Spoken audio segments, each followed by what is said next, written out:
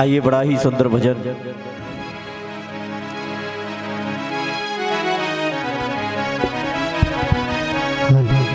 प्रभु के सुंदर छवि का बड़ा सुंदर वर्णन किया है कबीर ने।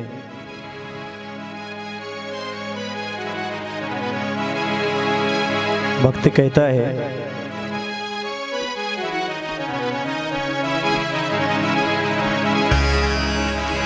कि तेरा सुंदर रूप सलोना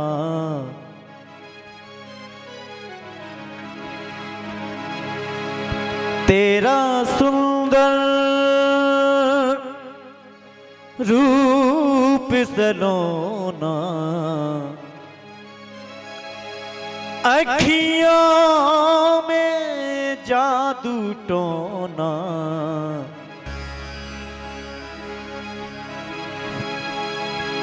जय हो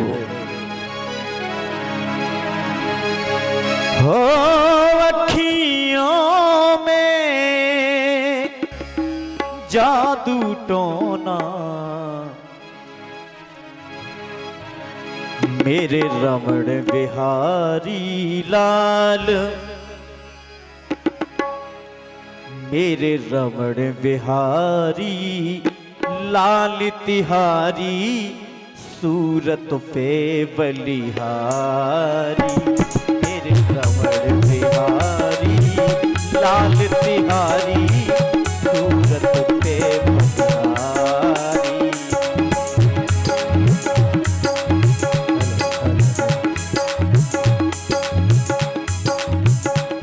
तेरा सुंदर रूप सलोना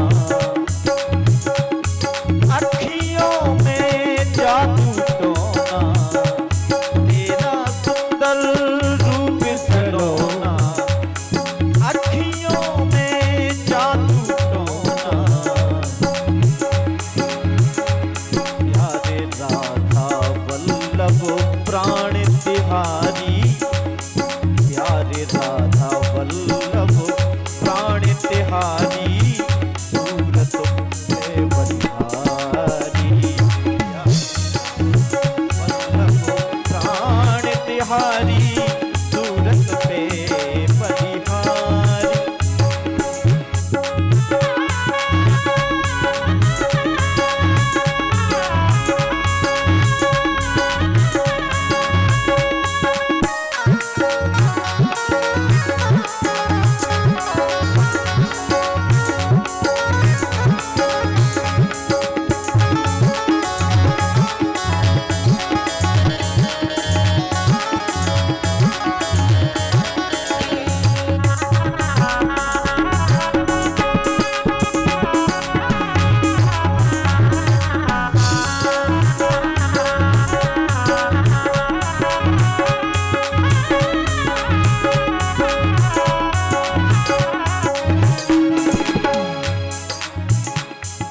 प्यारे राधा वल्लभ प्राण तिहारी सूरत पे बलिहारी और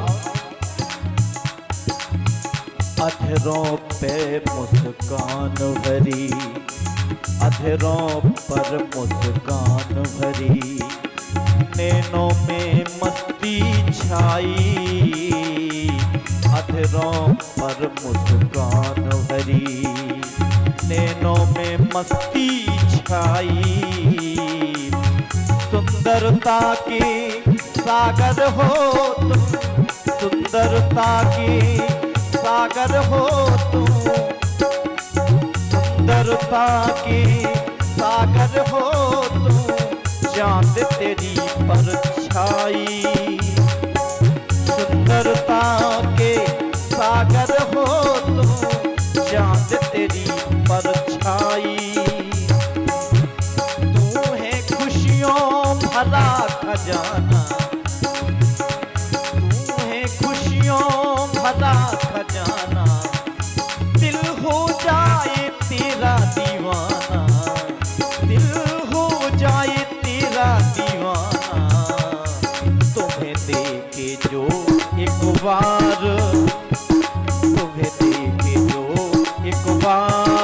तिहारी सूरत पे बलिहारी, मेरे रमण बिहारी लाल तिहारी सूरत पे बलिहारी। तेरा सुंदर रूप सलोना, तेरा सुंदर रूप सलोना, अखियों में जादू टोना, अखियों में जादू टोना। तुम्हें देखे जो एक बार, तुम्हें देखे जो एक बार तिहारी सूरत पे बलिहारी, तुम्हें देखे जो एक बार तिहारी सूरत पे बलिहारी।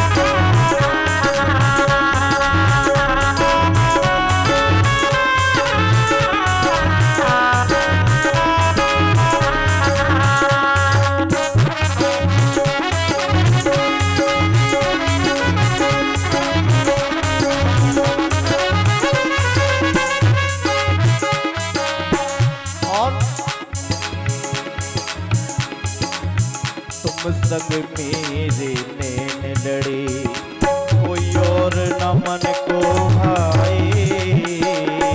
तुम संग मेरे नैन लड़े, कोई और न मन को भाए। ओ मेरे मन की पीड़ा प्यारे, मेरे मन की पीड़ा प्यारे, गीत तेरे ही गाए। मेरे मन की पीड़ा प्यारे, गीत तेरे ही गाए। फिर क्यों शर्माऊं जग से, फिर क्यों शर्माऊं जग से, कहूँ भुजा उठा कर सबसे, कहूँ भुजा उठा के सबसे। तुम सुन लो मेरी पुकार, तुम सुन लो मेरी पुकार तिहारी सूरत पे बलिहारी। तुम सुन लो मेरी पुकार तिहारी सूरत पे बलिहारी।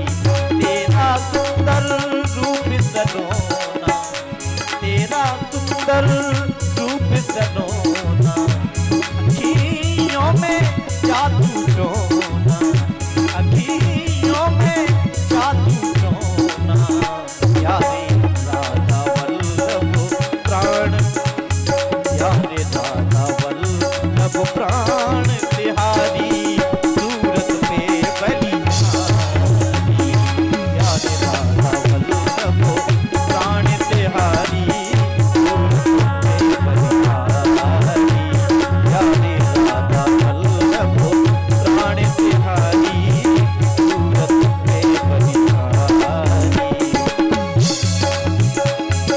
राधे राधे राधे गोविंद राधे, राधे राधे राधे गोविंद राधे, राधे राधे राधे गोविंद राधे, राधे राधे राधे गोविंद राधे, राधे राधे राधे गोविंद राधे, राधे राधे राधे गोविंद राधे, राधे राधे राधे गोविंद राधे, राधे राधे राधे गोविंद राधे, राधे राधे राधे गोविंद राधे, राधे राधे राधे गोविंद राधे, हरे राधे राधे राधे गोविंद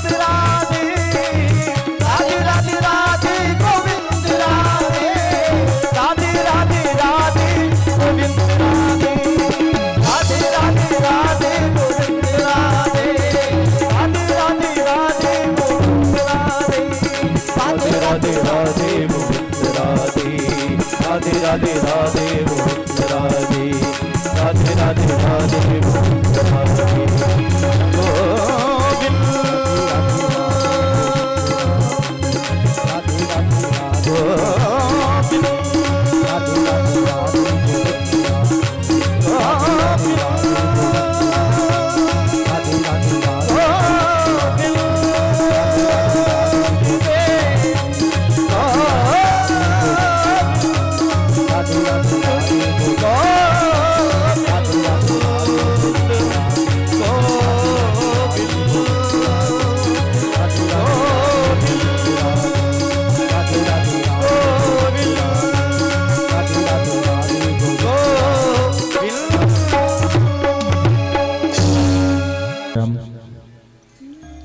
श्री राधे। हरिओम हरिओम।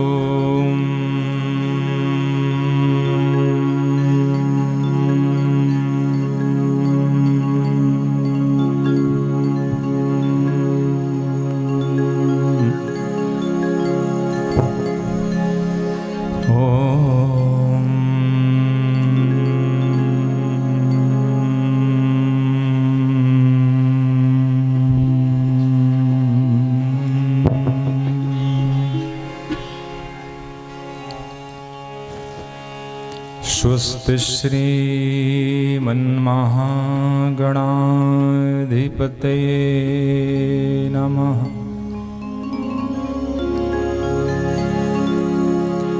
श्री वृंदाविपिन विहारिणे नमः।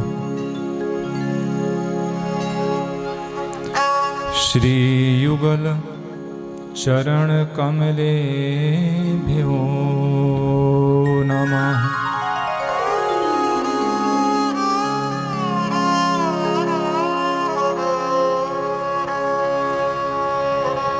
श्री हनुमते नमः। श्री हरिदासो विजयते तरां।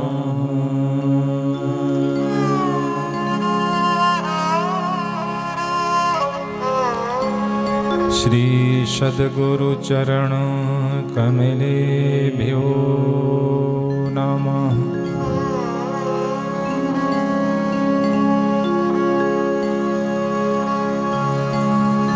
बोलिए सच्चिदानंद भगवान की जय। श्रीमद्भागवत महापुराण की जय। अपने अपने गुरुदेव भगवान की जय। प्रेम से बोलिए ग्राम देवता की जय।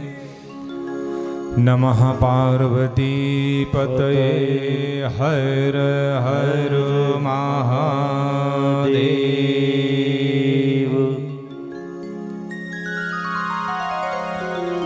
श्रीमद् भागवत अनुष्ठान के 6ठम दिवस में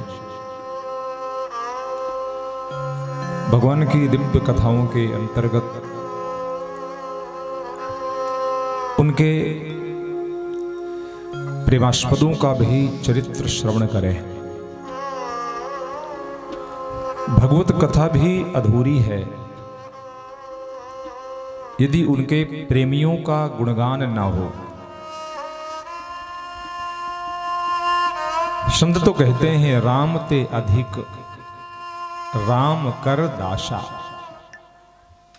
उनको अच्छा लगता है, भगवान स्नेहिल हो जाते हैं, मन में प्रेम उमड़ता है जब कोई भगवान के भक्तों के चरित्र का गायन करता है। और वो तो बहुत आनंद के साथ अपने भक्तों का चरित्र श्रवण करते हैं। द्वारिका में रहते हुए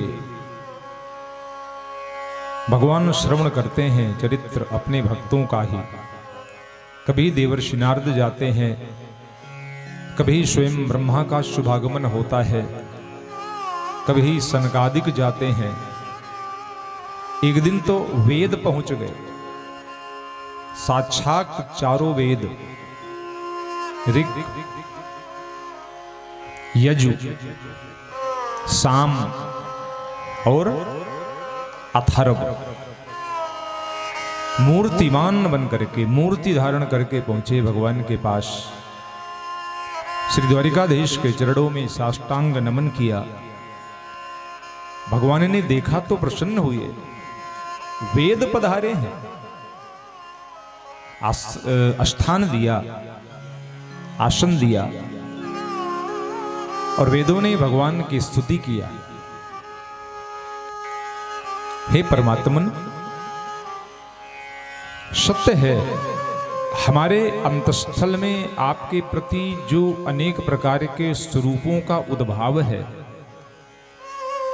उनको पाकर के हम संसार में सर्वश्रेष्ठ केंद्र माने जाते हैं ज्ञान का। वेदों को ज्ञान का केंद्र कहा गया।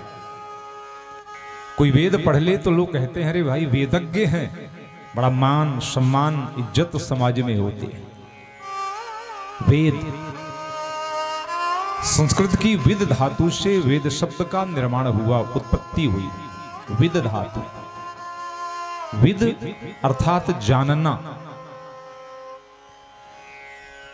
जिसने ईश्वर के बारे में जान लिया या जानने के प्रयास में लग गया, वो वेद हो गया। वेद को शाब्दिक अर्थ में अर्थ का सबसे विस्तृत जो ग्रंथ है अमरकोश, उसमें वेद ब्रह्म को भी कहा गया। वेद अर्थात ब्रह्म, ब्रह्म यानी वेद। उस रूप का ग्रहण ने किया भगवान के। स्तुति करते हैं भगवान की, हे प्रभु, और उनके रूप का थोड़ा सा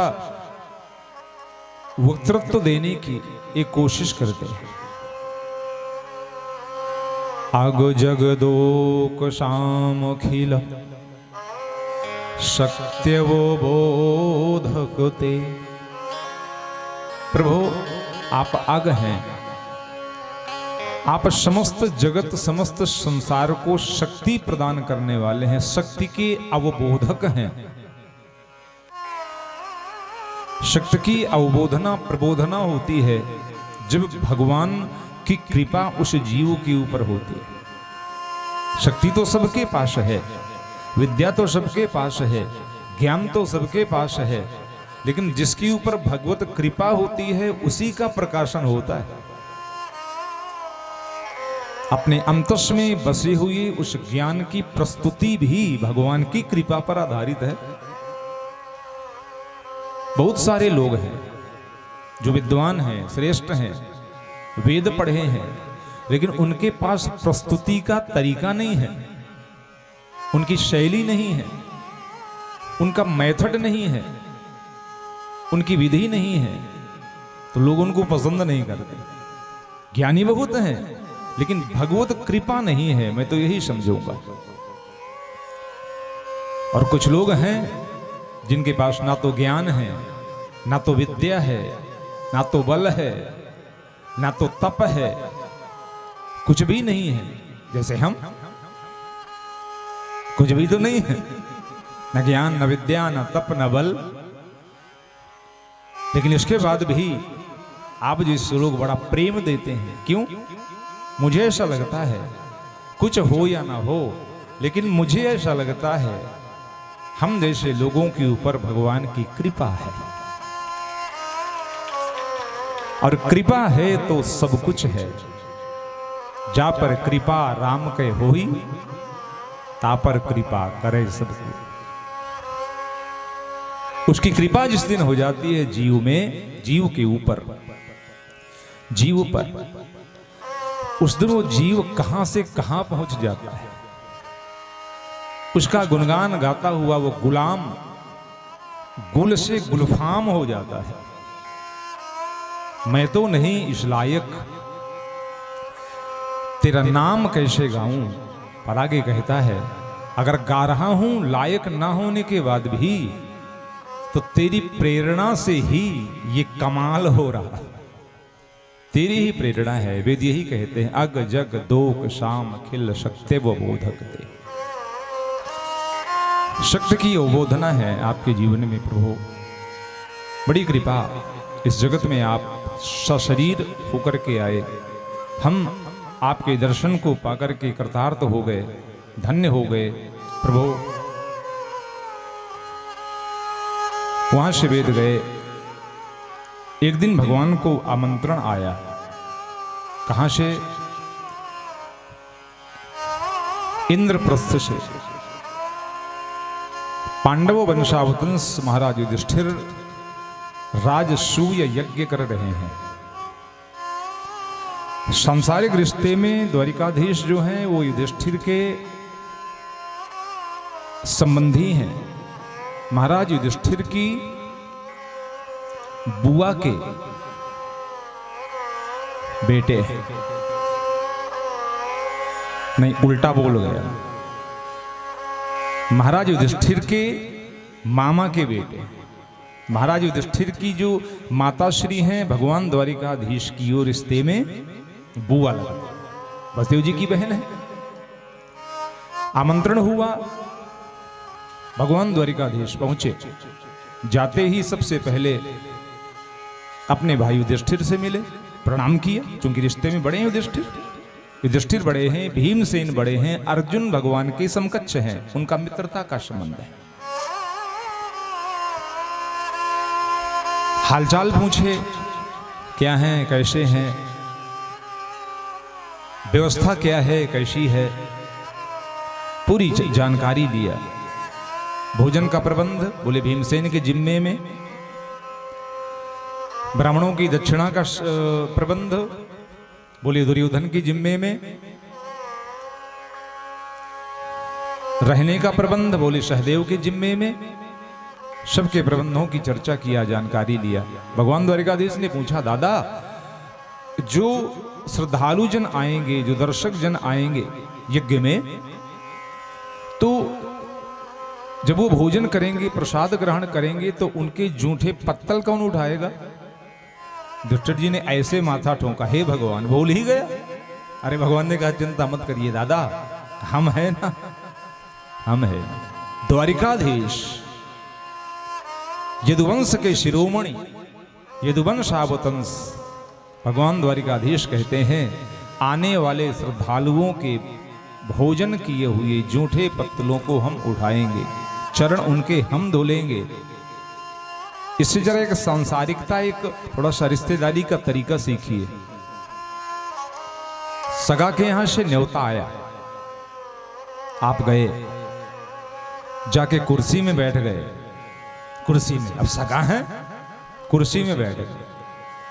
गुलाब जामुन आया तो गप से खा लिया, पानी आया घट घट पी लिया, चाय आई, अब बैठे रहे। अब सगा है, सगा नहीं है, आप दुश्मन है। अरे सगा के यहां गए हो तो उसकी व्यवस्था तो देखो, क्या कर रहा है, व्यवस्था क्या है, जिम्मेदारी को संभालो, क्योंकि रिश्तेदार हो, रिलेटिव हो, तो रिलेशन है तुम्हारा। भगवान सिखाते हैं, मैं गया अपने रिश्तेदारों के यहां तो मैंने ये व्यवस्था देखी, और जो व्यवस्था में कमी लगी मैंने उसको पूर्ण किया। यज्ञ का शुभारंभ होने लगा, यज्ञ प्रारंभ हुआ। भगवान बैठे हैं, लेकिन युधिष्ठिर तो जानते हैं द्वारिकाधीश तो परमपिता परमात्मा हैं। अग्रगण्य बना करके अग्र पूजा करवाई गई द्वारिकाधीश की। ब्राह्मण जन पहुंचे गंगा जल लेकर के, तिलक चंदन लेकर के, और भगवान द्वारिकाधीश का तिलक हो रहा है। ओम स्वस्ति न इंद्रो वृद्धश्रवाः स्वस्ति नः पूषा विश्ववेदाः स्वस्ति नस्तारिक्षो अरिष्टनेमिः स्वस्ति नो बृहस्पतिर्दधातु शतमिन्नु शरदो अन्ति देवा यत्रा नश्चक्राजरसन्तनो नाम पुत्राशो यत्र पितरो भवन्ति मानो मध्यारीदिखतार्युगन्तो। स्वस्ति वाचन भगवान। ओम सहस्रशीर्षा पुरुषः सहस्राक्षः सहस्रपात्। भगवान हाथ जोड़े बैठे हैं, संकुचित हो रहे हैं, ये मत करिए। उन्होंने कहा नहीं, आप तो देवता हैं, हमारे पूज्य, और ये पूजा एक जन को पसंद नहीं आई। भगवान का ही संबंधी था, भगवान की ही बुआ का बेटा था, जिसका नाम था शिशुपाल। अरे ये क्या करते हो, जिसकी जात पात का पता नहीं है उसकी पूजा करते हो, अग्रगण्य बना करके उसकी अग्र पूजा कर रहे हो। और अब शब्दों का प्रयोग भगवान के लिए शिशुपाल करने लगा। भगवान ने इशारा किया किसी को, इसको शांत कर दो। नहीं मान रहा, क्योंकि भगवान तो संकुचित हो रहे हैं। अपनी बुआ को दिए गए वचन में बंधा हूं मैं, वचन दिया है मैंने, 100 अपराधों तक मैं इसके क्षमा कर दूंगा, उसके आगे फिर भगवान को लगता है हे भगवान इससे आगे ना जाए, ना जाए, खलल ना पड़े इस यज्ञ में, इस महोत्सव में। लेकिन उसकी तो किस्मत लेके जा रही थी ना मौत की ओर।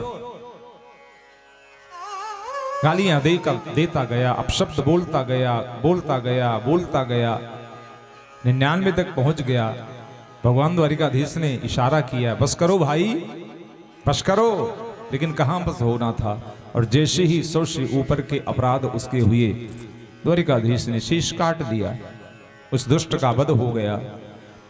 प्राकट्य भी शायद भगवान का इस एक कारण से और हुआ था। शिशुपाल और दंतवक्त्र जैसे वह 2 जय और विजय नाम के पार्षद जो अवतरित हुए हैं सनगादिकों के श्राप से, उनको भी तो मारना है भगवान को, और मारना नहीं तारना है भगवान को, और मुक्त कर दिया आज शिशुपाल को। उसकी देह की प्राण ज्योति निकल करके भगवान के श्री चरणों में ही समाहित हो गई।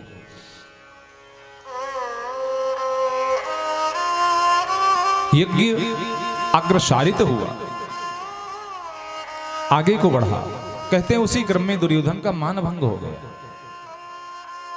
मैदानों के द्वारा बनाई गई फर्श जल में थल जैसा और थल में जल जैसा प्रतीत होता था। दुर्योधन समझ नहीं पाया, और उस हस्तिनापुर की राजपट महिषी के एक वचन ने, एक वाक्य ने इस भयानक महाभारत को करवा दिया। जी समझने की आवश्यकता है, थोड़ा आवश्यकता है जानने की। क्या कुछ किसी को ऐसा मत बोलो, ऐसा ना बोला जाए जो बात उसके दिल को चुभ जाए। इतना विशाल महाभारत का युद्ध, लोग ऐसा कहते हैं कि द्रौपदी की एक बात ने करवा दिया। द्रौपदी के मुख से केवल इतना ही तो निकला था, अंधे के अंधे होते।